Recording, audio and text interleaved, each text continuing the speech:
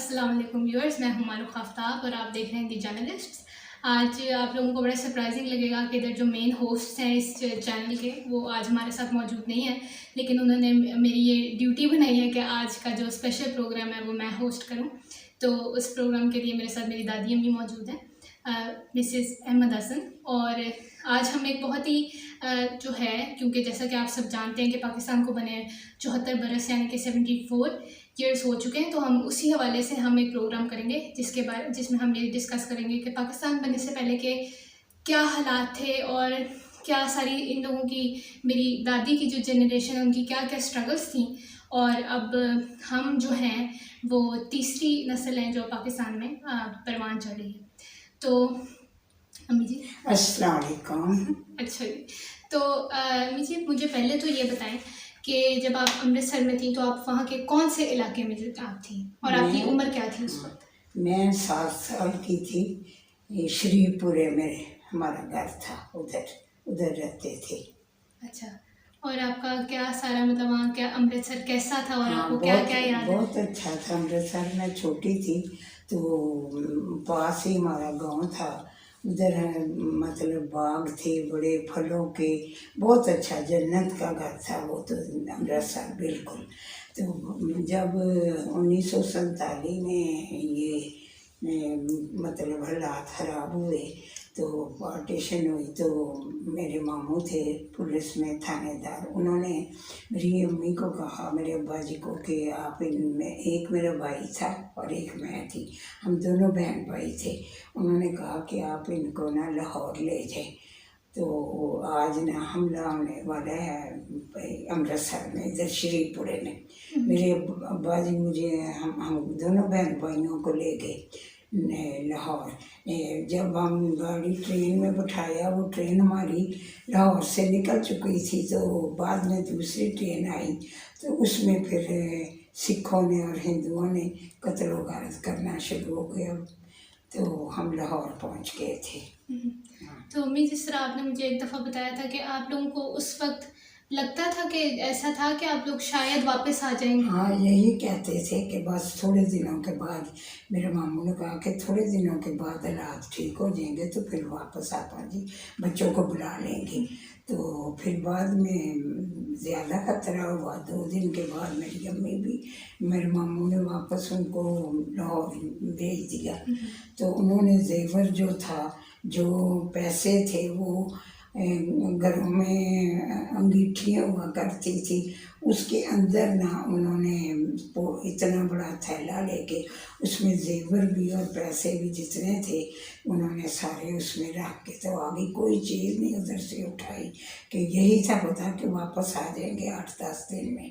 तो अम्मी, जब आपको मतलब आपकी उम्र इतनी ज़्यादा नहीं थी उस वक्त, लेकिन आपको तब ये एहसास हुआ था कि जब आपको उन्होंने बताया शायद होगा कि अब वापस जाने की कोई उम्मीद नहीं, मुझे बेटे इतना नहीं था पता। इतना से अभी मैं उधर अमृतसर में अलेक्जेंड्रा स्कूल था अंग्रेज़ों का, उधर मैं पढ़ती थी। तो मतलब 5-6 महीने हुए थे उधर दाखिल हुए। तो फिर ये इनकलाब आ गया, हम इधर आ गए लाहौर में। मुझे इतनी सेंस नहीं थी। फिर इधर आके मैं लाहौर गवर्नमेंट स्कूल में चबुर्जी दाखिल हुई। तो अम्मी, आपको उस वक्त जब आप उन सब के उस माहौल में जब आप पढ़ती थी तो आपको क्या क्या बनने का शौक़ था उस वक्त? मैं तो यही, मेरी अम्मी भी कहा करती थी कि डॉक्टर बनाऊंगी अपनी बेटी को डॉक्टर, पर मुकद्दर में नहीं था। तो आप जब, बल्कि आप मुझे, हम स्कूल के हवाले से ही बात करें तो आप जब वहाँ थी तो आप अक्सर मुसरत नज़ीर जो एक बहुत मशहूर सिंगर हैं, आप उनके एक्टर हैं, और मुझे उनके बारे में इतना नहीं पता, लेकिन वो हम तो यही सुनते आ रहे हैं कि वो बहुत मशहूर थी। तो वो आपके साथ पढ़ती थी? वो हमारे घर के साथ ही, मतलब 8-10 घर छोड़ के रहती थी। उसका बाप मिलिट्री में था, सिपाही था एक मामूली, गरीब से थे वो। तो उधर वो 8वीं क्लास में पढ़ती थी, मेरे से बड़ी थी, बुर्का पहना करती थी। तो वो हमारा टांगा था, मैं टांगे में मुझे छोड़ने जाते थे उधर तो स्कूल में। तो वो भी कहने लगी कि मुझे भी साथ ले जाया करें। हम उसको भी साथ ले जाते थे। पर जब मेरी पीरियड ख़त्म होना, छुट्टी का टाइम, तो फिर उसकी क्लास होती थी। एक नबीना थे, वो म्यूज़िक का मास्टर, वो लिया करता था। तो वो फिर घंटा आधा घंटा लग जाता था, हम बैठ जाते थे उधर, तो फिर हमारे साथ ही आती थी वो। अच्छा अच्छा। तो आप जब हम इधर पाकिस्तान आए हैं ना, तो मेरे भाईजान ने मुझे बताया वो फिल्मों में एक्टर थी, काम करती। तो उन्होंने कहा ये वही है मसरत नज़ीर जो हमारे साथ आपके साथ जाया करती थी। वहाँ उनकी इतनी मेमोरी है कि उनको उसके हाँ, बाद भी फिर उनको बाद ये में याद था। अमेरिका चली गई। ये तो बहुत बड़ी बात है ये। तो अम्मी, जब आप यहाँ आए थे, जब आप लोग पाकिस्तान, मतलब लाहौर आए थे जब आप जी, लोग, तो आपने हमारा कौन से इलाके में हमारा रहे? ना समनाबाद में अलाटमेंट, मेरे मामू थे, उन्होंने हमारे पिछले मकानों की वजह से उन्होंने इधर अलाट करा के दी एक कोठी। तो उधर हम आए थे। उस वक़्त इधर बिल्कुल उजाड़ हुआ करती थी, कोई चबूजी के आगे कोई नहीं था। तब उन्होंने हमको, वो हिंदुओं का ही घर था, बड़ा बहुत बड़ी कोठी थी, उधर हम फिर रहते थे। तो अम्मी, वो जो उस वक्त का, जो आपको जिस तरह पता है आजकल हमारे मुल्क में इतने कोई ख़वातीन की सिक्योरिटी के हवाले से इतने कोई अच्छे हालात नहीं है, तो हाँ, उस वक्त कैसा था? मेरी अम्मी जो थी वो बहुत बहादुर थी। रात के गए वक़्त ना टाइम होता था, उधर कोई आबादी नहीं थी। तो वो रात के, मैं और मेरा भाई था, बस मेरे से 8 साल बड़े थे। वो रात के टाइम हम तीनों होते थे। मेरे वालिद साहब जो थे वो नारोवाल में होते थे, वो वकील के क्लर्क थे। तो उन्होंने 8 दिन के बाद आना। तो हमारा भाई घर उधर भी नारोवाल था, मतलब जद्दी। तो इधर आना तो मेरी वालदा ने क्या करना, छत के ऊपर गर्मियों के दिनों ने सर के ऊपर पगड़ी बांध के दुपट्टा, डंडा एक हाथ में पकड़ना और फिर चारों तरफ फिरती थी कि मतलब किसी को पता चले कि ये कोई आदमी है, औरत के लिए नहीं है। उजाड़ हुआ करती थी, लोग आ जाते थे, मतलब डाकू चोर। तो मेरी अम्मी रात सारी इसी तरह फिरती थी। हम आजकल ये समझते हैं कि आज जी बड़ा मॉडर्न दौर है और वगैरह वगैरह, लेकिन उस वक्त की ख़वातीन इतनी बहुत दिलेर थी, बहादुर। इतनी दिलेर थी कि आज हम ऐसा सोच नहीं सकते कि हम छतों पे पगड़ी पगड़ी बांध के हम घर का पहरा अकेले। देंगे, अकेले, वो भी। तो अम्मी, उसके बाद जो वो हमारी ज़मीनें थी इधर यतीम खाने के पास। अब उधर बकर मंडी बनी हुई है, तो उधर हमारी ज़मीनें थी। वो अलाटमेंट हुई तो मेरी अम्मी ने घोड़ी के ऊपर जाना बुर्का पहन के, तो फिर खुद जाके अपने ज़मीनों पर जाके, मज़ारा जो थे ना उनको ज़मीनें दी हुई, उन्होंने खेतों में चारपाई बिछा देनी। और मेरी अम्मी ने उधर, वालदा ने बुर्का पहना हुआ होना, वो कपास लगी होनी, उन्होंने चोनियाँ लगी होती थी, औरतें कपास तोड़ने के लिए, या कुछ सब्ज़ी होती थी। फिर कहते थे कि बीबी जी आ गई हैं, चारपाई पर बैठ जाती, फिर घोड़ी पे वो खुद ही आ जाती थी घर।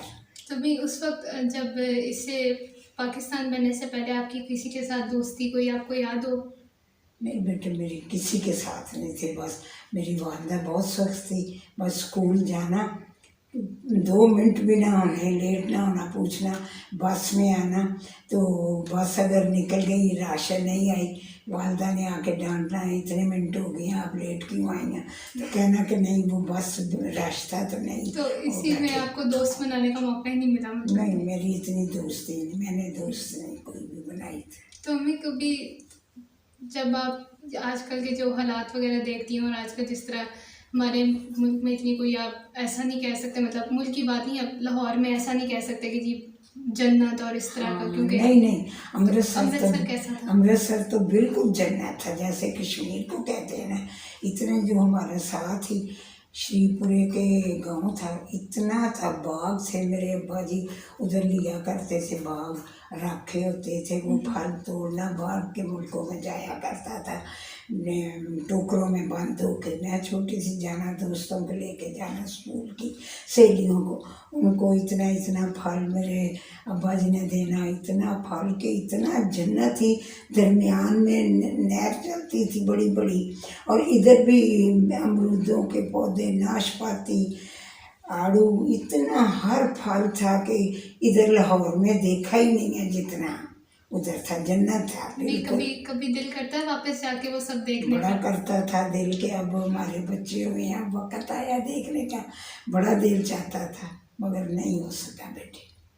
चलिए, अब हम यही दुआ कर सकते हैं कि लाहौर में कोई ऐसा हो जाए कि कोई मतलब हाँ अम्मी, आमीन, हमारी अम्मी आमीन। और सबके जितने भी उस वक्त के लोग हैं जो अमृतसर को या मिस करते हैं, वो सब अब यहाँ पे वो सब विटनेस कर सकें, ताकि उनको वही सुकून दोबारा, चाहे 2 मिनट का सुकून ही हो, वो दोबारा उनको मिल सके।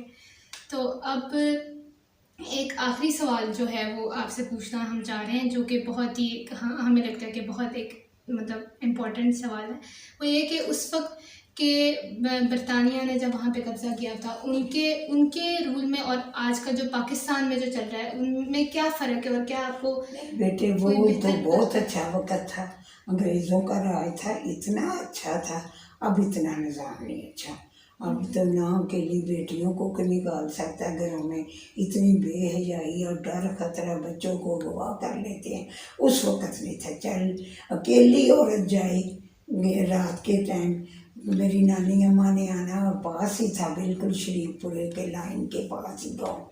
शाम को जब दिल चाहना मेरी नानी अम्मा ने मेरी अम्मी के पास आ जाना कि मिलने के लिए, फिर वापस जाना। मेरी अम्मी ने कहना कि अम्मी आप ना इस वक्त आया करें।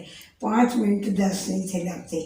तो उस वक्त सिख होते थे, उन्होंने शराबें पी होनी नहर के ऊपर, पर उनकी इतनी सेंस होती थी, वो देख के कहते थे कि वो मतलब अम्मी, मेरी नानी अम्मी का ना अपने ससुराल का नहीं था, माँ बाप का ही गांव था, उधर ही रहती पहले। सब ने कहना कि सब उनको भाभी भाभी कहा करते थे सिख जो थे।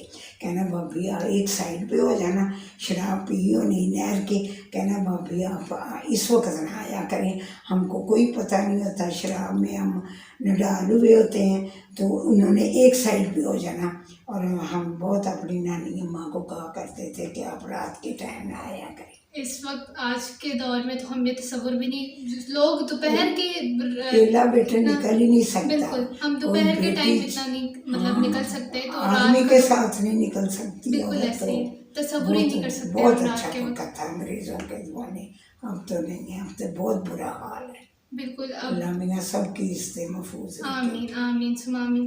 व्यूअर्स, आपने देखा, मैंने अपनी दादी अम्मी से ये उस वक्त की कुछ क्या कहते हैं यादें ताज़ा कर ली उन्होंने भी, और हमें भी पता लग गया कि उस वक्त कैसी सिचुएशन थी और उस वक्त लोग कैसा फील करते थे, और इस जनरेशन के जो लोग हैं वो अब उनको क्या क्या याद आता है और वो क्या क्या महसूस करते हैं।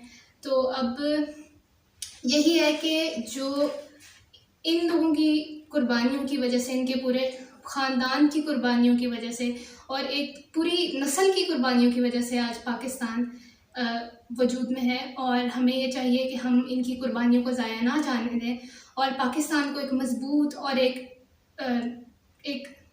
क्या कहते हैं उसको, एक परफेक्ट जो है मुल्क को, एक ताकतवर मुल्क की शक्ल है उसको। तो thank you so much for watching everyone, and please subscribe to our channel and make sure to press the bell icon, and please keep us in our prayers and stay safe. Allah Allah Hafiz. हाफिज़।